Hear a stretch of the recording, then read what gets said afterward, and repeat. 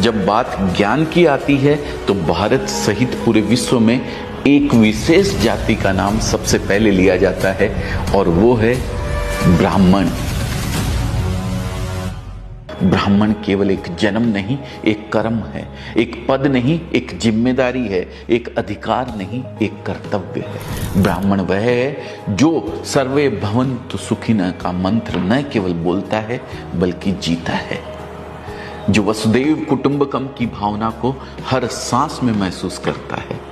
और अंत में ब्राह्मण वह है जो जानता है कि असली ज्ञान विनम्रता में छिपा है, असली शक्ति करुणा में निहित है और असली महानता सेवा में निहित है। दोस्तों, मैं खुद जैन धर्म से हूं और मुझे नहीं पता कि ब्राह्मणों के साथ आपका अनुभव कैसा रहा है, लेकिन अजमेरा फैशन में बहुत से ब्राह्मण काम करते हैं और मैंने उनमें 3 चीजें कॉमन पाई है: ज्ञान, विनम्रता और मृदु भाषा। दोस्तों, अगर आबादी की बात करूं तो ब्राह्मणों की संख्या भारत की कुल आबादी का मात्र 5% भी शायद नहीं है। लेकिन अगर वैदिक काल के भारतवर्ष से लेकर मॉडर्न डे इंडिया तक की बात करूं तो धर्म, दर्शन, विज्ञान, कला, साहित्य, खेल, बिजनेस जैसे अलग अलग क्षेत्रों में ब्राह्मणों का योगदान उनकी संख्या के मुकाबले कई गुना ज्यादा है। कुछ फैक्ट्स बताता हूं जिसे जानकर मैं खुद आश्चर्य में पड़ गया था। दोस्तों, आज तक सिर्फ 9 भारतीयों को नोबेल प्राइज मिला है, इसमें से 6 ब्राह्मण हैं। अब तक 48 व्यक्तियों को भारत रत्न से नवाजा गया है, जिसमें से 23 ब्राह्मण हैं। भारत में अब तक 15 प्रधानमंत्री हुए हैं, जिसमें से 6 ब्राह्मण थे और उनमें से एक श्री अटल बिहारी वाजपेयी मेरे पसंदीदा पीएम रहे हैं।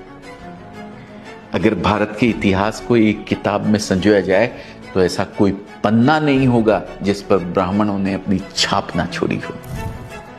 याद कीजिए महर्षि वाल्मीकि को, जिन्होंने रामायण जैसे महाकाव्य की रचना की, या फिर वेद व्यास को, जिन्होंने महाभारत लिखा। वे ब्राह्मण ही तो थे।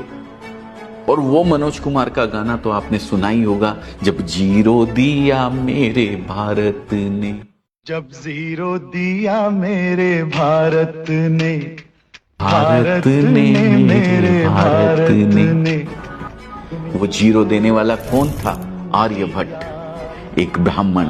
और आर्यभट्ट की लिगेसी को आगे बढ़ाने वाले भारत के सबसे महान गणितज्ञ श्रीनिवास रामानुजन कौन थे?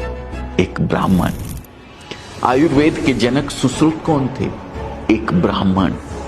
आज योग पूरे विश्व में विख्यात है। योग सूत्र लिखने वाले महर्षि पतंजलि कौन थे? एक ब्राह्मण। अपनी जटा में प्रतिज्ञा की गांठ बांधकर अखंड भारत की नींव रखने वाले चाणक्य कौन थे? एक ब्राह्मण, जिनके बताए अर्थशास्त्र और चाणक्य नीति का आज भी कोई जवाब नहीं है। हमें यह नहीं भूलना चाहिए कि जब मुगलों ने हमारे ग्रंथों को जलाने की ठानी, हमारे मंदिरों को मिट्टी में मिलाने का प्रयास किया, तब ब्राह्मणों ने विद्या और धर्म की लौ को बुझने नहीं दिया। अपने प्राणों की आहुति देकर भी उन्होंने हिंदू धर्म की जड़ें हिलने नहीं दी। उनके तप, त्याग और संकल्प ने धर्म की रक्षा की और भारत की सनातन संस्कृति को अमरत्व प्रदान किया। पेशवा राजवंश के बाजीराव ने 41 युद्ध लड़े और सभी में विजय प्राप्त की। मुगल साम्राज्य की चूल्हे हिलाने वाले पेशवा एक ब्राह्मण ही थे। 1857 में भी अंग्रेजों के खिलाफ युद्ध का बिगुल ब्राह्मणों ने ही बजाया था। मंगल पांडे, नाना साहब, रानी लक्ष्मीबाई, तात्या टोपे जैसे ब्राह्मणों का बलिदान इतिहास में आज भी अमर है। दोस्तों, भारत के स्वतंत्रता आंदोलन में क्रांतिकारी के रूप में बाल गंगाधर तिलक, चंद्रशेखर आजाद, राम प्रसाद बिस्मिल, राजगुरु, वीर सावरकर, सुखदेव और बटुकेश्वर दत्त जैसे ब्राह्मणों ने अपनी बुद्धि और बल से अंग्रेजों की नींद उड़ाकर रख दी थी। यहां तक कि महात्मा गांधी के गुरु गोपाल कृष्ण गोखले भी एक ब्राह्मण थे। दोस्तों, वास्तव में आज हम जिस महान भारतवर्ष पर गर्व करते हैं, उसे गौरवान्वित करने में बहुत बड़ा योगदान ब्राह्मणों का है। आज कुछ राजनीतिक कारणों से और कुछ ब्राह्मणों द्वारा किए गए भेदभाव के कारण बहुत से लोग पूरी ब्राह्मण जाति को ही कटघरे में खड़ा करने लगते हैं। लेकिन शायद उन्हें यह नहीं भूलना चाहिए कि बचपन से वे जिन पंचतंत्र की कहानियों को सुनकर बड़े हुए हैं, उनसे नैतिक शिक्षा ग्रहण की है, उसे लिखने वाले विष्णु शर्मा एक ब्राह्मण थे। उन्हें यह नहीं भूलना चाहिए कि जिस तेनालीराम और बीरबल की चतुराई ने सैकड़ों बार उनके चेहरे पर मुस्कान बिखेरी है, वो दोनों बुद्धिमान व्यक्ति ब्राह्मण ही थे। और अगर हम समय में आगे बढ़कर आज की बात करें तो भारत में दो चीजें सबसे अधिक पॉपुलर है, क्रिकेट और फिल्म। यहां भी ब्राह्मणों का योगदान आपको हैरत में डाल देगा।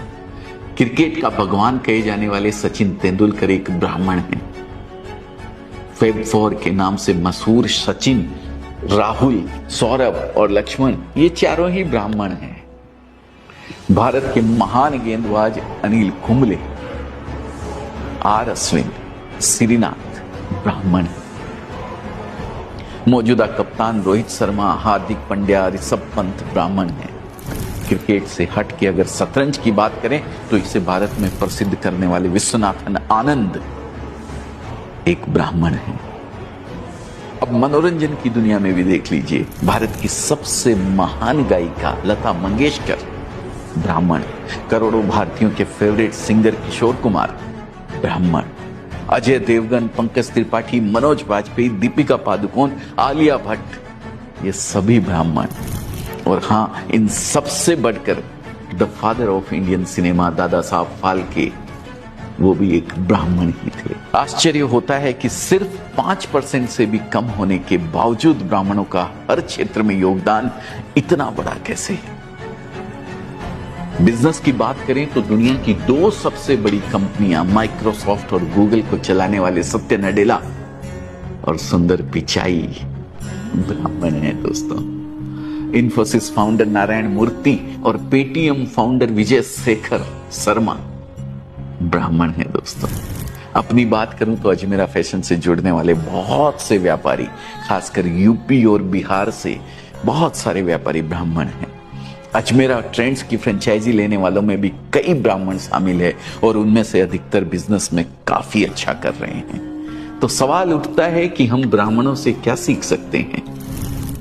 मेरी समझ में मुख्यतः 4 ऐसी बातें हैं जो हम ब्राह्मणों से सीख सकते हैं।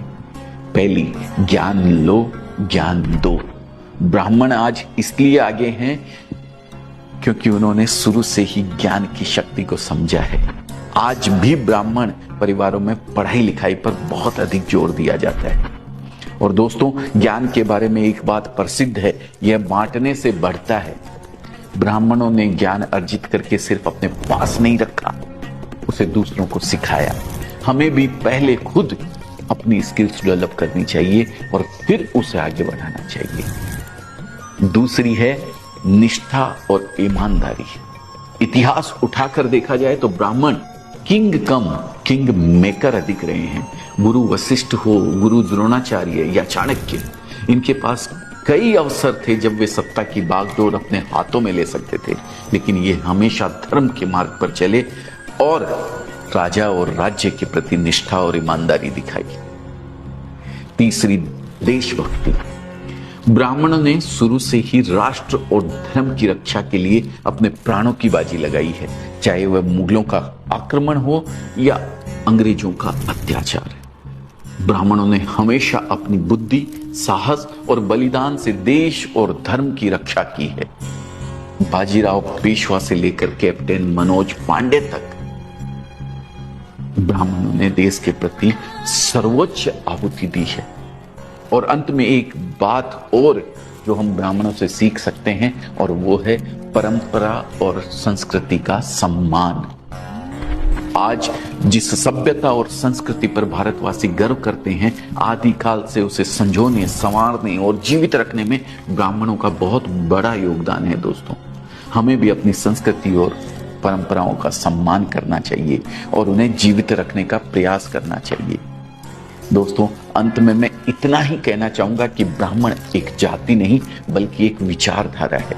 वह विचारधारा जो ज्ञान, सेवा और समर्पण की मिसाल है। एक ऐसा समुदाय जिसने न केवल भारत को दिशा दी बल्कि विश्व को भी ज्ञान के प्रकाश से अलौकिक किया है। जिनके तप से जगमगाता रहा यह धरा का आंगन, जिनकी वाणी से गूंजा धर्म का यह वंदन, वह ब्राह्मण थे, हैं और रहेंगे, जिनकी साधना से रोशन रहेगा यह जीवन। दोस्तों, ब्राह्मणों को लेकर आप क्या सोचते हैं? कमेंट में एक बार जरूर लिख के मुझे बताइएगा। साथ ही अगर ये केस स्टडी या जो भी आप समझते हैं इसको पसंद आई हो तो इसे लाइक करना मत भूलिएगा और शेयर कीजिएगा उन लोगों तक जिन्होंने शायद आज तक ब्राह्मण को पहचाना ही नहीं। बहुत बहुत धन्यवाद अपना कीमती समय देने के लिए। मैं दिल से आपका हृदय की गहराइयों से धन्यवाद करता हूं। जय हिंद, जय भारत, जय भगवान परशुराम।